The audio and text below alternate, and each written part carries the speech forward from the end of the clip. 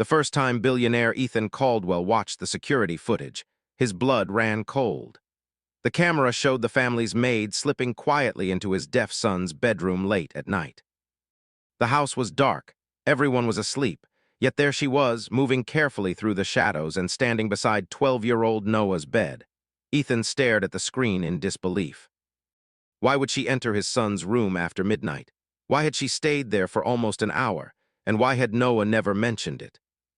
As the footage continued, Ethan felt a storm of suspicion rising inside him. He had spent years building one of the largest technology companies in the country.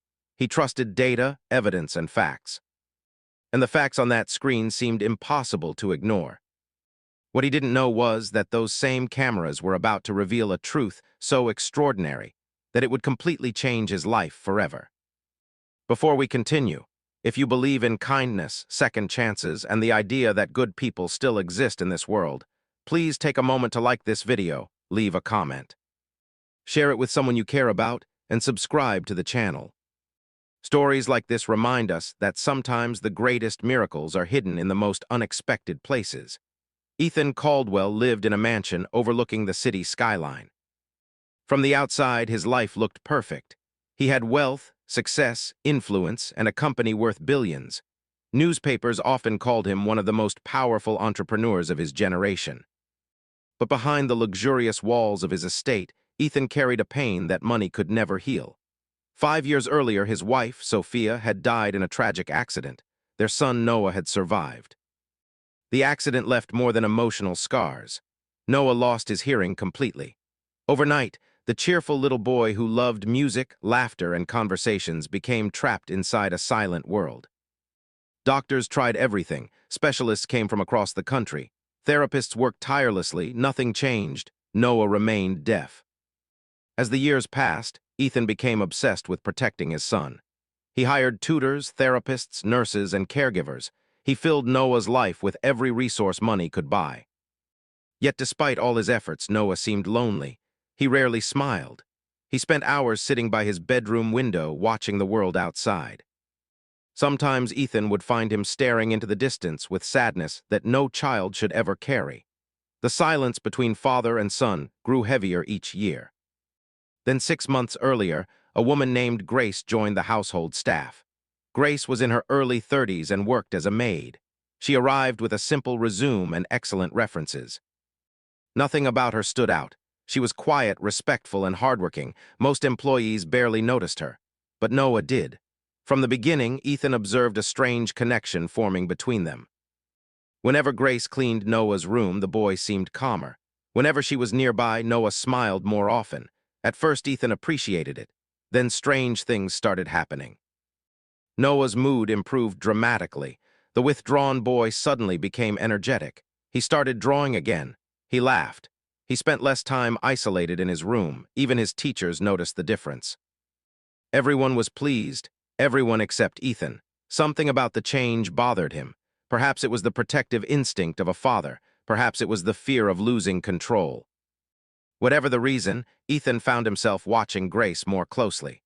One evening, while reviewing routine security reports, he noticed something unusual. Grace had entered Noah's room several nights in a row after everyone else had gone to bed. The visits lasted between 30 minutes and an hour. No official duties required her presence there. The discovery immediately raised alarms. Ethan ordered the security department to pull all footage from the previous months. What he saw only deepened his concerns. Night after night, Grace quietly entered Noah's room. Night after night, she remained there. Night after night, she left before dawn. His mind filled with questions. Was she manipulating Noah? Was she hiding something? Was she taking advantage of his son's vulnerability? Determined to uncover the truth, Ethan began a private investigation. The background check revealed little. Grace lived modestly in a small apartment across town. She had no criminal history, no suspicious financial activity, no connections to anyone dangerous, yet Ethan remained unconvinced. His instincts told him something was wrong. One rainy evening, he decided to confront the situation directly. Instead of asking questions, he chose to observe. Shortly after midnight, Ethan sat alone in the security room. The monitors glowed softly in the darkness. He watched as Grace once again entered Noah's bedroom. His jaw tightened. The footage zoomed in, and then something unexpected happened. Grace sat beside Noah's bed. She didn't touch anything. She didn't search through drawers. She didn't behave suspiciously. Instead, she began moving her hands. Slowly, gracefully, carefully, Ethan leaned closer. She was using sign language. For nearly an hour, she communicated with Noah while the boy remained awake beneath his blanket. The two appeared deeply engaged in conversation. Ethan was stunned. Nobody in the household knew sign language fluently. Not even Ethan. Over the years, he had learned only basic gestures while relying mostly on interpreters and specialists. Yet here was Grace speaking effortlessly with his son. The footage continued, and what Ethan saw next left him speechless. Noah was smiling, not the polite smile Ethan occasionally saw. Not the forced smile therapists celebrated. This was genuine joy, pure happiness. The kind Ethan hadn't witnessed since before the accident. For the first time, doubt entered Ethan's mind. Maybe he had misunderstood everything, but the greatest surprise was still waiting. The following night, Ethan reviewed older recordings. Hours passed. Then he found footage from 3 months earlier. Noah sat alone in his room crying silently. The boy clutched a photograph of his mother. His shoulders shook with grief. Ethan felt his chest tighten. He remembered that day. It had been Sophia's birthday. Noah had struggled terribly. The camera showed Grace entering the room. She noticed Noah crying. Instead of leaving, she sat beside him. Then she began signing, slowly. Patiently, lovingly, the footage captured something remarkable. Within minutes, Noah stopped crying. He looked at her, listened with his eyes, and for the first time that day, he smiled.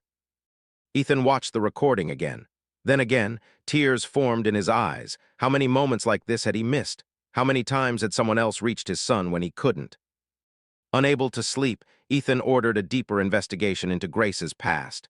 This time, the results uncovered something astonishing. Years earlier, Grace had a younger brother named Daniel. Daniel had been born deaf.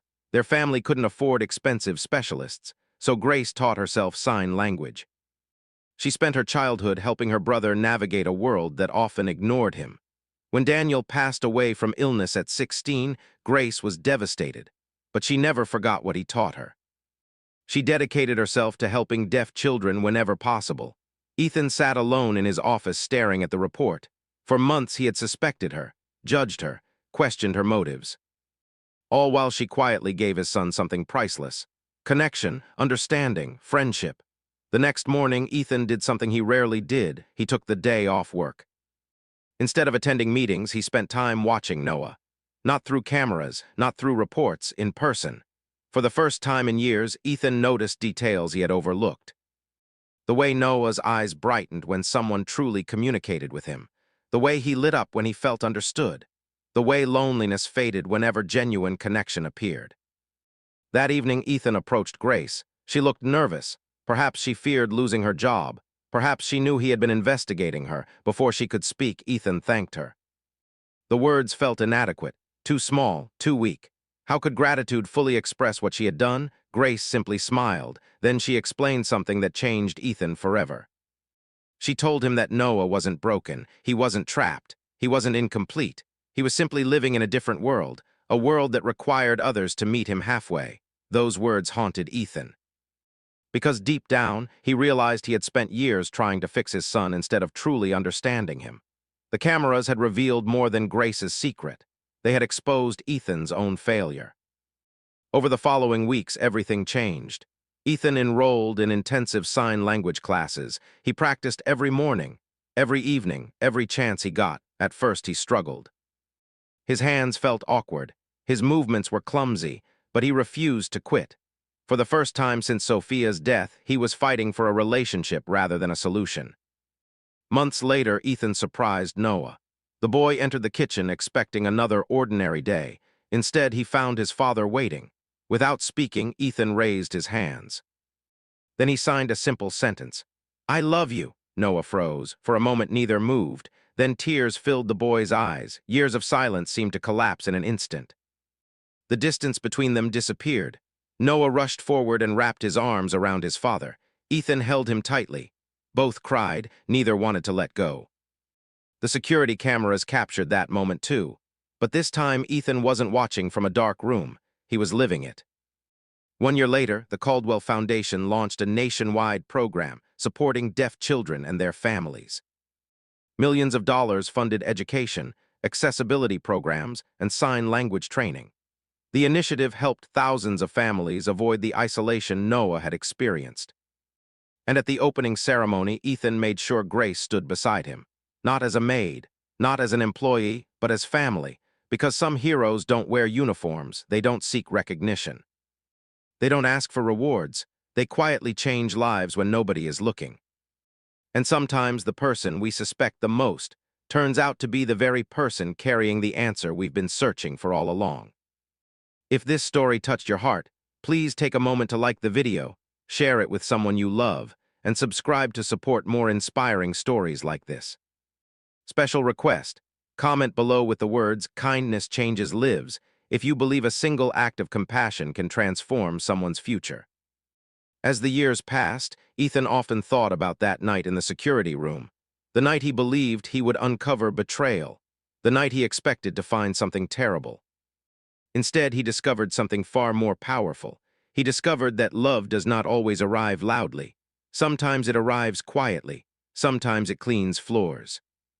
Sometimes it works behind the scenes. Sometimes it speaks through gentle hands in the middle of the night. And sometimes, when we finally open our eyes, it teaches us that the greatest miracle isn't hearing a sound. It's being truly understood. And for Noah, for Grace, and for Ethan, that understanding became the beginning of a beautiful new life. For a while, life seemed brighter than it had been in years. The mansion that once felt cold and silent slowly filled with warmth. Ethan and Noah communicated every day using sign language. What had started as awkward lessons became meaningful conversations. For the first time since Sophia's death, father and son were truly rebuilding their relationship. Noah flourished. His teachers reported dramatic improvements in confidence. He joined activities for deaf students, made friends, and even began mentoring younger children who struggled with hearing loss. Ethan couldn't remember the last time he had seen his son this happy. And through it all, Grace remained the quiet presence behind the transformation. She never asked for recognition. She never spoke about what she had done. She simply continued showing up every day with the same kindness that had changed Noah's life. But one autumn morning, something unexpected happened. Grace didn't come to work. At first, nobody thought much about it. She had never missed a day before. Perhaps she was sick. Perhaps there was a family emergency. By afternoon, Ethan called her phone. No answer. The next day came. Still nothing. A strange feeling settled over him. Something wasn't right. When Grace failed to appear for a third day, Ethan decided to visit her apartment personally. The small building stood in a modest neighborhood far from the luxury of his world. When he arrived, he noticed several unpaid notices attached to nearby mailboxes. The hallway looked worn. The paint was peeling. It was hard to believe someone who had changed so many lives lived in such humble conditions. Ethan knocked on her door. No response. Concern growing, he spoke with the building manager. What he learned shocked him. Grace had been hospitalized. A serious medical condition had suddenly worsened. She had collapsed 2 days earlier. The news hit Ethan like a punch to the chest. Within an hour, he was at the hospital. Noah insisted on coming too. When they arrived, Grace looked different, weaker, paler. The cheerful woman who had always seemed strong suddenly looked fragile. Doctors explained that Grace had been quietly battling kidney disease for years. She had kept it hidden from everyone. Treatment had become increasingly expensive. Because she spent most of her income helping community programs for deaf children, she often neglected her own needs. Ethan felt overwhelming guilt. The woman who had helped his family heal had been suffering alone, and nobody had noticed, not even him. As weeks passed, Grace's condition deteriorated. Doctors warned that she would eventually need a kidney transplant. Finding a compatible donor could take years, years she might not have. One evening, Noah sat silently beside her hospital bed. Through sign language, Grace reassured him. She smiled. She encouraged him. She told him not to worry. But Noah could see the fear she tried to hide. That night, he couldn't sleep. The thought of losing Grace terrified him. He had already lost his mother. He couldn't bear another loss. The next morning, Noah made a decision that stunned everyone. Without telling Ethan, he asked doctors whether family members could be tested as donors. The staff gently explained the process. Eventually, Ethan learned what Noah had done. The realization brought tears to his eyes. His son wasn't thinking about himself. He was thinking about the woman who had saved him from years of loneliness. Inspired by Noah's determination, Ethan arranged extensive testing. The odds were small, very small, yet fate had one more surprise waiting. Several weeks later, doctors called with incredible news. Ethan was a compatible donor. For a long moment, he simply stared at the phone. The same man who had once suspected Grace of wrongdoing now had the opportunity to save her life. He didn't hesitate. The surgery was scheduled immediately. When Grace learned the truth, she was overwhelmed. She tried to refuse. She insisted she couldn't accept such a sacrifice, but Ethan had already made his choice. Years earlier, Grace had given his son something priceless without asking for anything in return. Now it was his turn. The surgery lasted several hours. Noah waited anxiously the entire time. Every minute felt like an eternity. Finally, a doctor emerged. The procedure had been successful. Both patients were stable. Noah burst into tears of relief. For the first time in months, hope returned. Recovery wasn't easy. There were difficult days, painful setbacks, moments of uncertainty. But slowly, both Ethan and Grace regained their strength. And during those long weeks, something remarkable happened. Their bond deepened into something far greater than employer and employee. They became family, real family. The kind formed not by blood but by love, sacrifice, and shared hardship. Months later, when Grace fully recovered, Ethan invited her and Noah to the garden where Sophia had once loved spending time. The flowers were blooming. The evening sun painted the sky gold. There, surrounded by memories and hope, Ethan unveiled a new project, the Grace Foundation for Deaf Children. Named after the woman who had changed everything. The foundation would provide free education, sign language training, medical support, and scholarships for deaf children across the country. When Grace saw her name engraved on the dedication plaque, tears streamed down her face. Thousands of families would benefit. Thousands of children would feel seen. Thousands of parents would learn what Ethan had finally discovered. That disability does not diminish a person's worth. That understanding matters more than sympathy. And that love often speaks in ways words never can. Years passed. The foundation expanded nationwide. Its programs reached communities that had never received support before. Noah grew into a confident young man and eventually became one of the foundation's strongest advocates.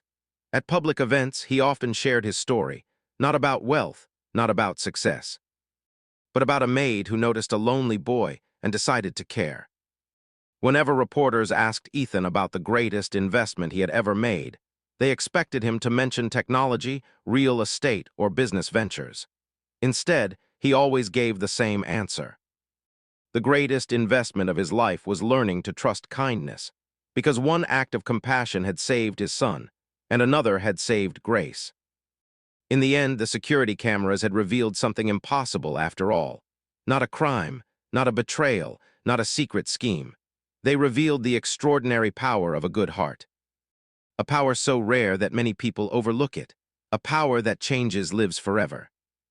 And every time Noah looked at Grace, he was reminded of a simple truth. Sometimes the people who enter our lives quietly become the reason we learn how to live again. The end. Read.